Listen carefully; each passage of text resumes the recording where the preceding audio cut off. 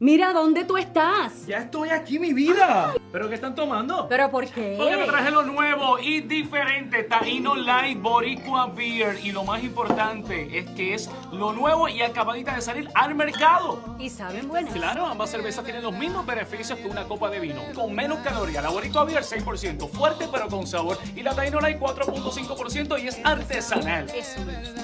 Somos familia, calidad y sabor. Visita boricuabeer.com.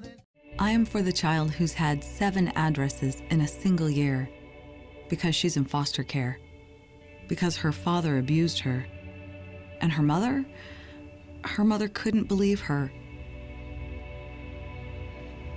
She is the child I am for. I am a volunteer child advocate. I am you. Florida residents call toll-free 866-341-1425.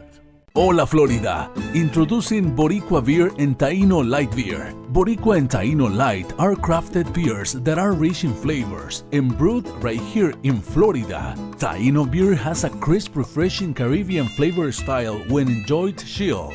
Boricua beer is a craft ale with full body flavor that is a beer drinker's beer. Boricua and Taíno Light Beers. Enjoy responsibly.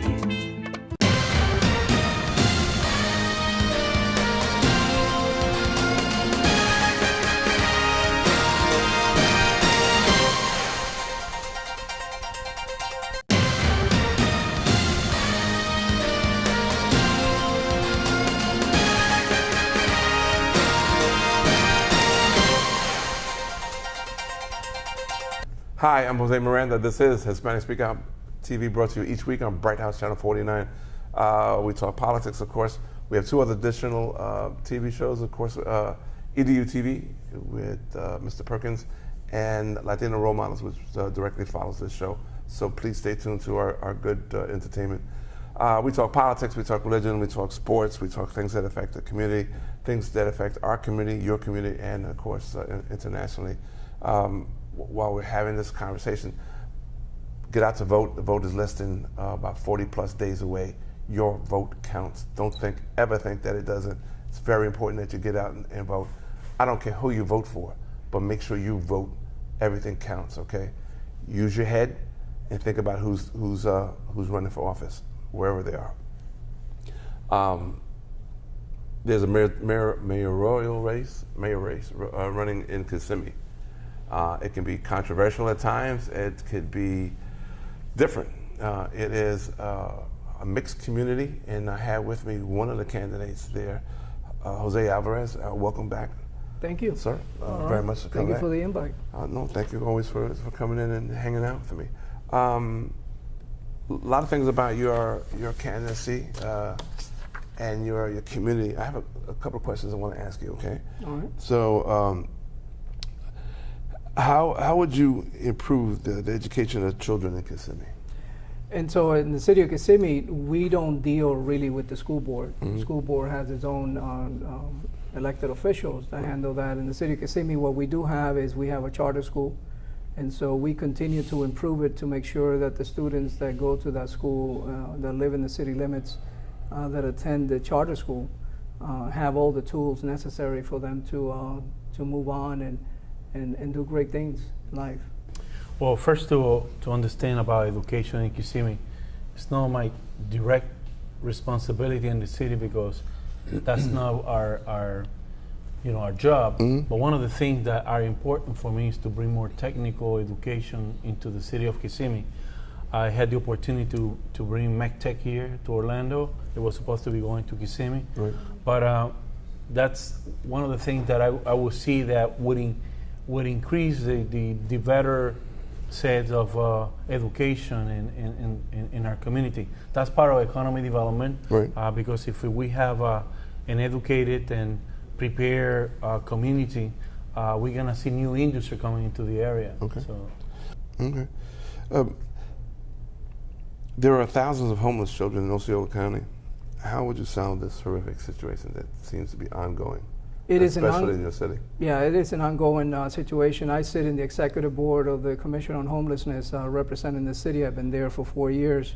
Right now, we just finished the last study which it was a study to do on the motels on the 192 corridor, the families that live there with their children. There's actually close to 3,000 children in the county itself that are homeless, that are considered homeless. So what we're doing now is by stage.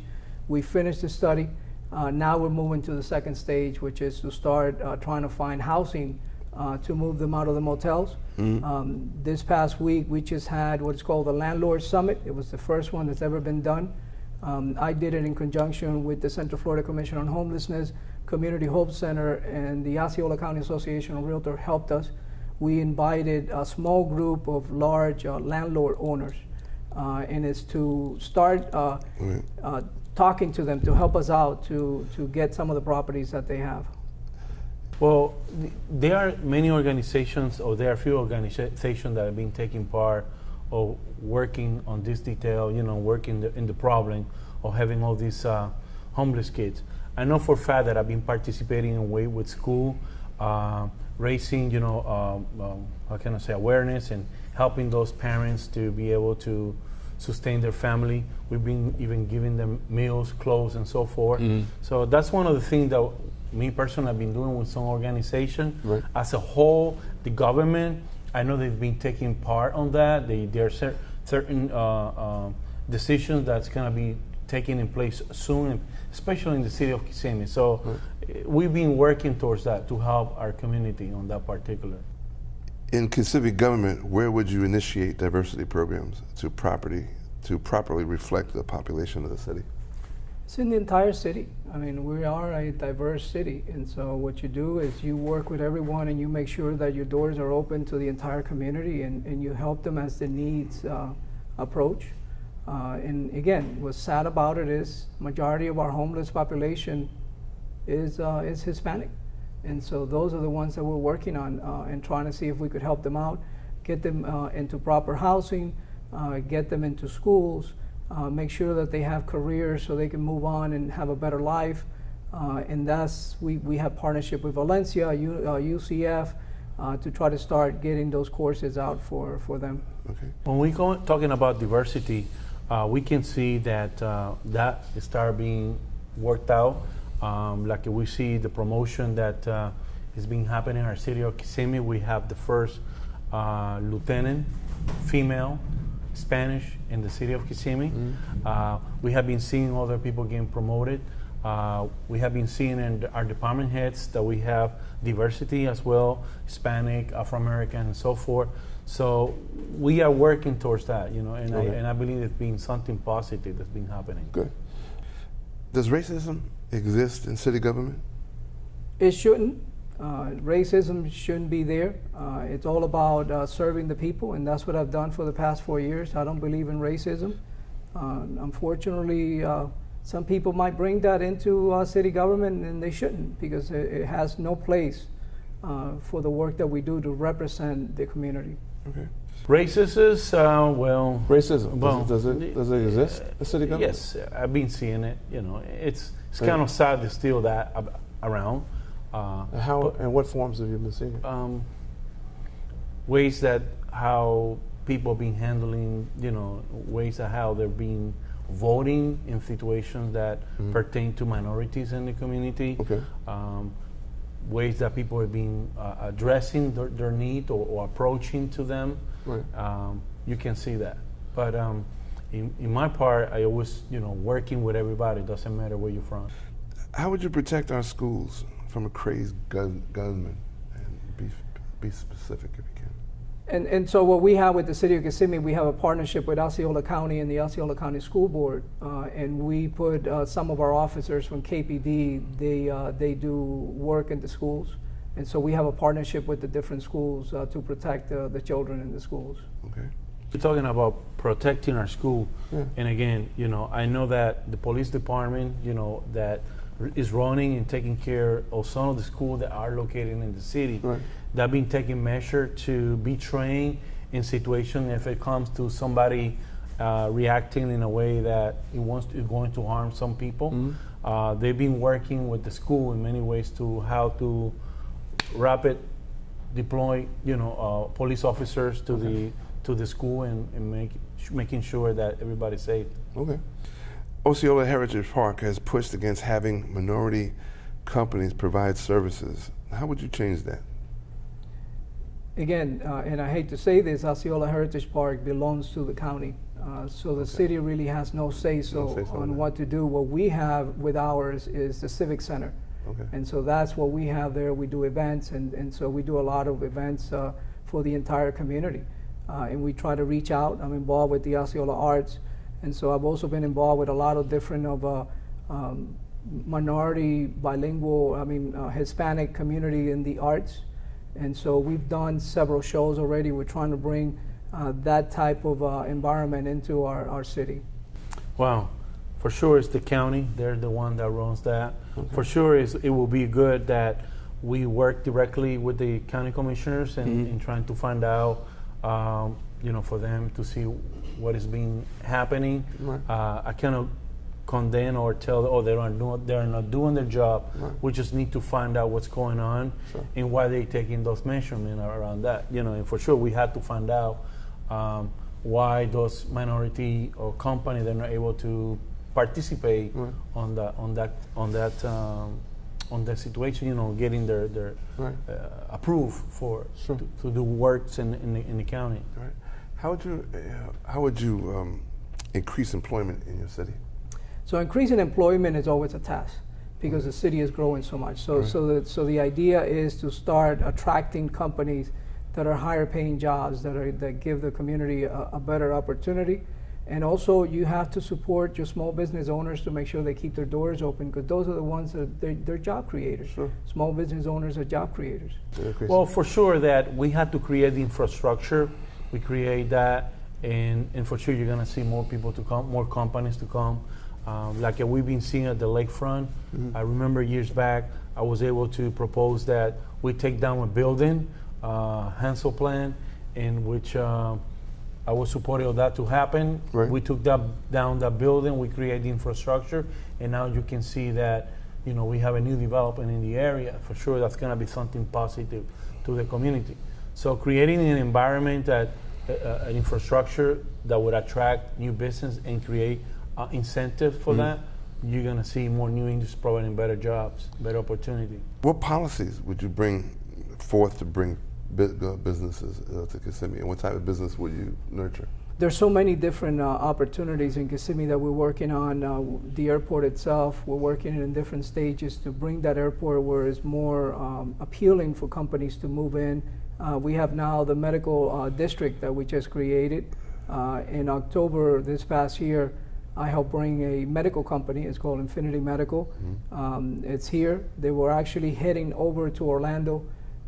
With conversations with them, we show them what the city has and what can improve. So this is a company that they make catheters, and so the first location that they're opening, it's a clean room. Beginning salary for that company is $55,000 a year. Nice. And then the next step, once they're settled, is for them to bring their factory into Kissimmee, which will start with 150 jobs. Nice. Policy.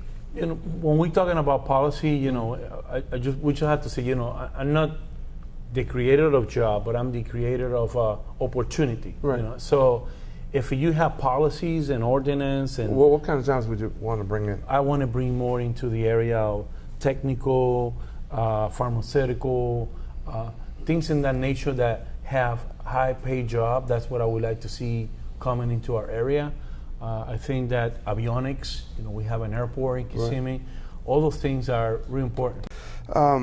There have been negative innuendos made towards Cubans by PRAFA and by a PRAFA employee. Do you believe this person's behavior is racist?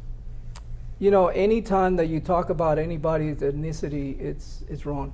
It's sad. It hurts the entire community. It hurts us all as Latinos and Hispanics that we are. When we divide ourselves by flags, it is wrong. And the Puerto Rican community and the Cuban community have been close, and they have so much history together from the beginning of times. And so this small group of people that try to do that, it's shameful, and the community doesn't like it. I'm not supporting any behavior against anybody where they're from, or what language they speak, or anything like that. Now, everybody, you know, like you were saying about whatever happened on that comments that happened, you know, that's between them and you know, and your organization about it. I don't have anything to say about it. I only can tell you that I'm not for any language in that matter against anybody. You know, it doesn't matter, you know, who they are, where they're from, or anything on that regard. Otero, thank you so much for coming out and joining me. I'm Jose Miranda. This has been Hispanic Speak Out TV. Stay tuned. We got some more stuff coming at you. Mira, ¿dónde tú estás? Ya estoy aquí, mi vida. ¿Pero qué están tomando? ¿Pero por qué? Porque te traje lo nuevo y diferente, Taíno Light Boricua Beer. Y lo más importante es que es lo nuevo y acabadita de salir al mercado. ¿Y saben buenas? Claro, ambas cervezas tienen los mismos beneficios que una copa de vino. Con menos calorías, la Boricua Beer 6%, fuerte pero con sabor. Y la Taíno Light 4.5% y es artesanal. Eso es. Somos familia, calidad y sabor. Visita boricuabeer.com.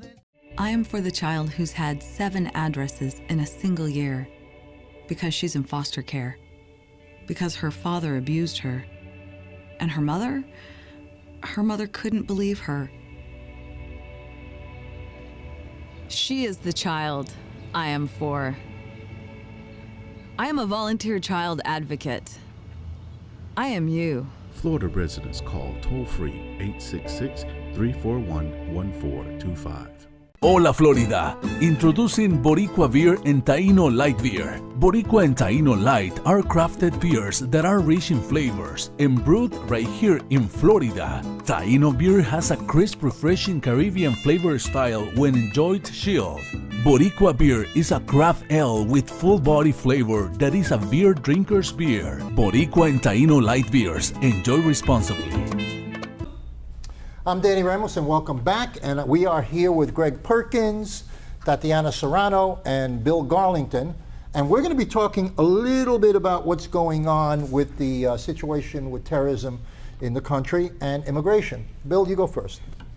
Yeah, they said that there was 800 or 1,000 people mistakenly got naturalized citizens or citizenship where they should have been vetted and exported. They should have been deported. Deported. These were like 800 people or 1,000. I got the number of 1,029 from one And I source. heard 800. And you heard 800. But these people actually were under a deportation order, Right. deportation order. Right. And they got citizenship.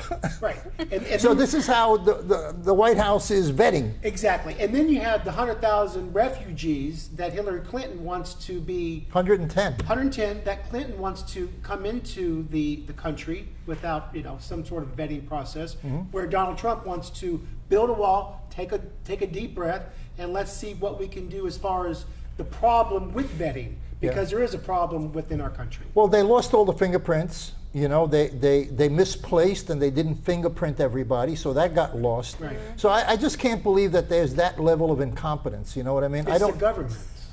Still, The federal still government can't that run is so anything. far off the chain as being incompetent. It's the government.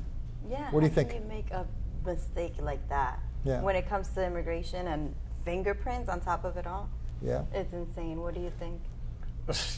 I mean, like Bill said, it's the government. It's the It's a government. big institution. You got hundreds of thousands of people. But this, yeah, No, but well, you're talking about. groundbreaking thing that he just said. He's a Democrat, and he just says it's the government. So the conservatives want to shrink the federal government. But give they're it part of back- the government too, Hang Bill. on, we need government, but give it back to the states so that we can manage the problems within But our the states government. can't vet No, they don't have the 100,000 manpower. They don't people have the come in. manpower. It's got to be the FBI and some kind of a No, mechanism. but if you take away some of the social programs that the federal government has and cut them in back to the states, then we have some other employees that can possibly be hired to vet all these refugees. You just gotta take. Well, one.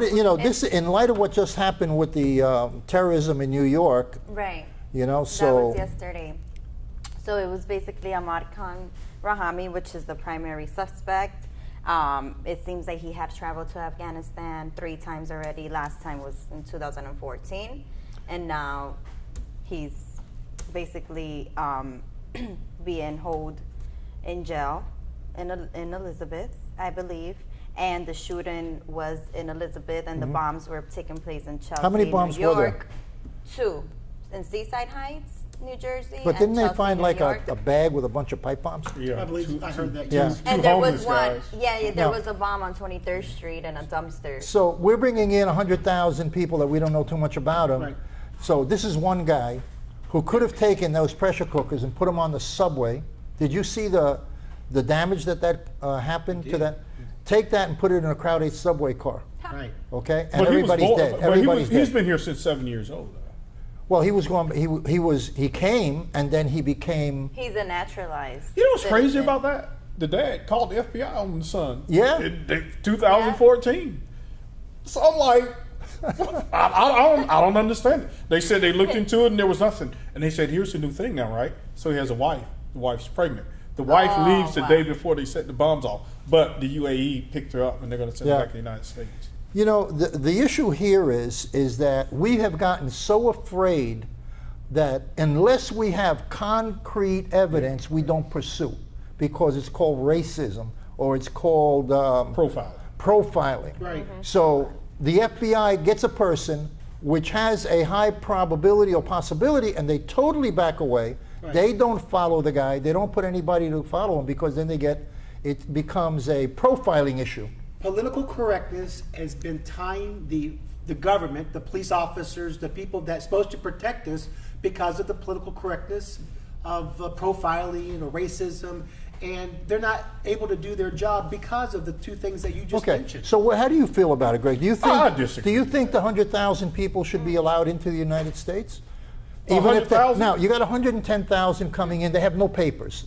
There's no way to check who they are. Right. There's absolutely no way, because there's no government there. So there are 100,000 refugees. Now look what happened in France when there was a refugee push there. England closed their borders essentially by dropping out of the common market. Right. They closed their borders. So how do you think the United States should handle this? Look, this is a big country. I mean, we're a much bigger country than England, right? So we can absorb some of these people, man. Not all of those people are going to be bad. I guarantee you, Danny, it'll be interesting to see of all. If it's 100,000 people, how many might turn out to be idiots? You tell me. Probably less than 100. Okay, Let me so get- now you got 100 guys Sure, with automatic I weapons. said less than. Okay, 90. 50. 50. You got 50 guys with automatic weapons in New York City Sure. that get together and say, let's go into the subway. There you go. I heard something that Donald But there's Trump already- Jr. said something about Skittles. Yeah. And saying, if you know that there was 3 that could kill you, would you stick your hand in there and grab a And handful? grab a And handful. grab a handful. No. You Yeah, wouldn't. you No, would, you Bill. wouldn't. You ever had a Coca-Cola? No, It will kill you. Yeah, It will kill okay, you. If but- you drink enough of it, it will kill All you. right, but that's with anything. You can eat enough That's ice right. cream and eat. And Okay, then. But you know, it was an interesting metaphor with that Yes, thing. it You know, was. but you know, right now, I think that the United States is divided. I think, you know, we will never understand how bad things can get until they actually get so bad, because look, and that happened with the World Trade Center. Right. Okay, they bombed the World Trade Center several years before they crashed into it. Right. Right? Now that was a warning. We knew they were going after the World Trade Center. Sure was. No, it was only a couple of guys with a truck. So they found a different way of solving their problem. Okay? So we're looking at the same situation. I don't know why anybody thinks it's going to be any different. Right. You know? You got 100,000 people in, 10 is enough to attack the White House, go over the fence, and cause a commotion. What happened yesterday, I believe, was just a tryout, and there's You know, yeah. definitely It could be a Something. tryout. It could be a demo. bad coming. You know? But let me ask you guys Hopefully this. not. Are you all willing to give up the freedom that we enjoy in this country? Right? to the Because other- we live in a free and open society, right? Bill? To other people in other countries? No, I'm saying, Yes, sir. if you profile people, right? Let's say, okay, we're going to profile him. We're going to go and pick this guy up if we think he's doing something. Are we willing to give that up? That's a slippery I got no slope. problem with it. Okay. I have no problem Listen, with you it. want to know something? I have no problem What if with they try somebody. to profile you? I have I've no been- problem. I've been profiled. Listen, right now, you think believe that we've phone all you're been carrying is profiled. not monitored by somebody other than the government? Yeah, but they're I not saw- putting me in jail. They're not putting you in Not jail. yet. Well, nobody's going to put you in jail because you're not an extreme suspect. We're talking about extreme suspects that have patterns. Right now we're releasing people. Look at all the people. 1,000 people became citizens because they were released. They were not escorted out of the country, even though there was a deportation order by a judge. What's so curious about when a president takes the oath of office? I believe the first sentence is to protect and defend the United States Constitution and the American people. That's where the federal government should be throwing. You know, I have an interesting their take on this, resources okay? And people are going to think that I'm off the wall. My friend Jose Hernandez is going to think I'm crazy. Sure. Okay? But I believe, and I honestly believe this, because when you look at all the puzzle parts strung out of conversations and methodology, okay? I believe that Obama particularly, okay, is engineering the population of the United States, the ethnic population of the United States. I believe that. He made a speech, and off the cuff he said, in 25 years, the things I have done will come to fruition. And he was talking about immigration. Yeah, well, and there are black helicopters flying around. He certainly has a There are. historical way of being raised before he became, a president. Because he's a man of the world? No, because of the people that he hung out with in college and their philosophies that he, these guys were off-the-chain radicals that believed in engineering populations. Yeah, let me ask you guys this, right? Okay, so the dad says, hey, this guy's, I think he's a terrorist, right? At what point does the FBI go and pick him up and lock him up, is what I'm saying. You don't want to know something? Like, what could have prevented that? Exactly. You question him, you follow him. You put somebody on him, and you follow him. But Danny, do you think it'd be too many people for the FBI to follow around if we start doing Listen, it all depends on how deep they go, you know? Here's a guy who went there 3 times. You know, he has a history of violence in his family, okay? He came back, and everybody around him said he changed. So what do? You pick him up and do what to him? Well, I'm not saying you pick him up. You put him under surveillance. You put him under surveillance. Under surveillance. Wouldn't you rather be, as an American citizen right now, wouldn't you rather be safe than sorry? I think our society's too free to be that safe. Well, you want to know something? Okay. It's unfortunate, but you're saying that, but somebody in that mall in Minnesota was stabbed, and ask that person. Yeah, and I like what that guy did to him too. Okay, but that's not the point. The point is that he attacked 10 people with a knife, and that was not necessary if we were profiling. Now, I'm not saying that Muslims are the only people you profile. Hey, you got Mexican drug cartel people coming over the border. You know, 50,000 people died in this country as a result of Mexican drugs coming over the border last year alone. 50,000. That's more than died in Afghanistan. Well, I don't know, Bill, are you a natural citizen? Maybe you're not even from here. How do I know that? Let me see your papers. How would you like that? I'd like it. Are you from here, Bill? Yes, I am. I don't believe you. Listen, you want to know something? Well, I have no problem. I have a Social Security card. I have no, wait, Danny. Okay? You can get those made anywhere, Danny. Well, that's my point. My point is I could trade that Social Security card in, put my picture on it, and get something that you cannot forge. I'd be glad to carry around a citizenship ID. Let me answer his question. If the federal government tomorrow said that we had to carry certain papers on us, just like we have to carry a driver's license to drive, I'm okay with it. They've already said that. Yeah. Driver's license. Well, okay. We'll continue next time. This is Danny Ramos at Hispanic. Oh, I'm sorry. This is Danny Ramos at Hispanic Speak Out. We'll see you next week. And don't forget, this is the most political show and #1 political show on the I-4 corridor. We'll see you next week.